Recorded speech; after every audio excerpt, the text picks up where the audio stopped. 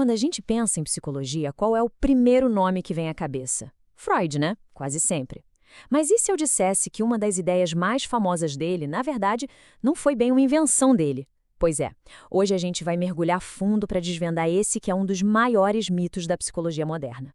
Então, a pergunta que fica é essa aí, bem direta. Foi o Sigmund Freud que inventou o conceito de inconsciente? Bom, a resposta talvez não seja a que todo mundo espera. Muita gente acredita que sim, que foi ele. Mas a verdade é que essa história de uma mente, digamos, oculta, com profundezas escondidas, é uma ideia muito mais antiga que a psicanálise. A gente está falando de séculos até milênios antes de Freud. Ok, então, para entender de onde essa ideia surgiu de verdade, a gente precisa voltar no tempo. E não é pouco tempo, não. A nossa viagem começa lá atrás, nas raízes do pensamento filosófico. Olha só, a ideia de uma mente com a parte oculta não apareceu do nada. Se a gente olhar a linha do tempo, dá para ver um caminho sendo trilhado. Começa lá no ano 250 d.C. com Plotino.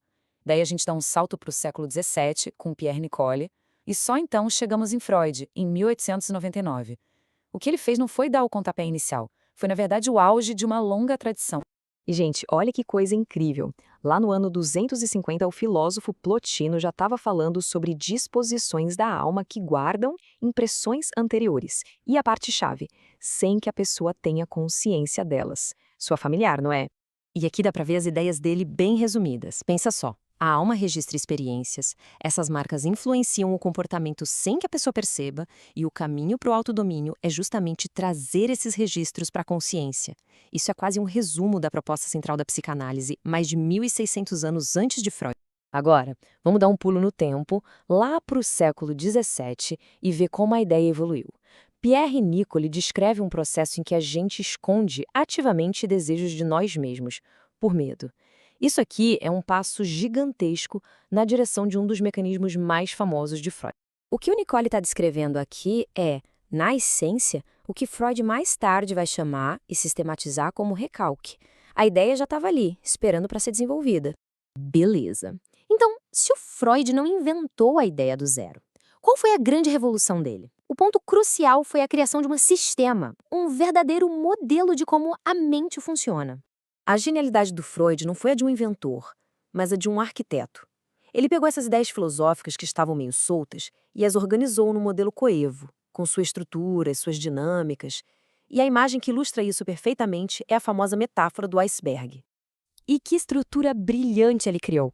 No topo, a pontinha do iceberg que a gente vê para fora da água é o consciente. É tudo aquilo de que temos noção agora. Logo abaixo da superfície está o pré-consciente. São as memórias e pensamentos que a gente consegue acessar se fizer um esforcinho.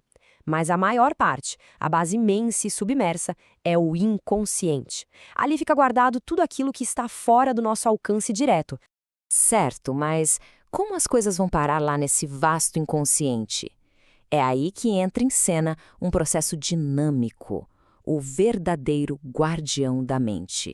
A definição freudiana formaliza o que o Pierre Nicole já tinha intuído. O recalque é um mecanismo de defesa. É uma exclusão involuntária para proteger a consciência de uma angústia que seria insuportável. Só que tem um detalhe fundamental.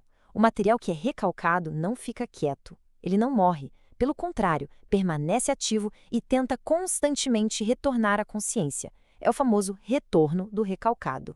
Mas como algo que foi escondido consegue voltar? Segundo Freud, ele volta disfarçado. Ele se manifesta nos nossos sonhos, nos atos falhos, quando dizemos algo sem querer, nas piadas que contamos e, o que é crucial para a clínica, através dos sintomas. Ok, agora vamos ver como esse modelo é incrivelmente útil na prática para diferenciar duas das principais estruturas da personalidade.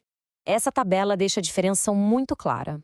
Na neurose, o recalque funciona bem, como uma barreira sólida e o contato com a realidade é mantido. Já na psicose, essa barreira falha, porosa.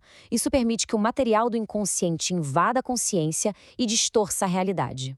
Um exemplo prático ajuda a entender. Diante de um gatilho traumático, uma pessoa com estrutura neurótica pode ter um ataque de pânico, mas ela sabe onde está. Já na psicose, pode ocorrer uma alucinação. A pessoa pode reviver a cena traumática e a realidade do presente é completamente substituída por essa vivência.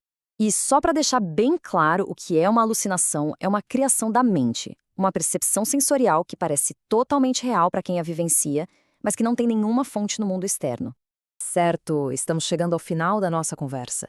Então, qual é a principal mensagem que fica de tudo isso? O veredito é este: Freud não foi o descobridor do continente do inconsciente, mas ele foi o cartógrafo genial que nos deu o primeiro mapa detalhado para a gente conseguir navegar nesse território, entendendo sua geografia e seu poder. E isso nos deixa com uma reflexão final. Quais forças invisíveis, quais disposições da alma ou desejos recalcados estão silenciosamente moldando as nossas decisões, a nossa cultura e o mundo em que a gente vive? A exploração, com certeza, está longe de terminar.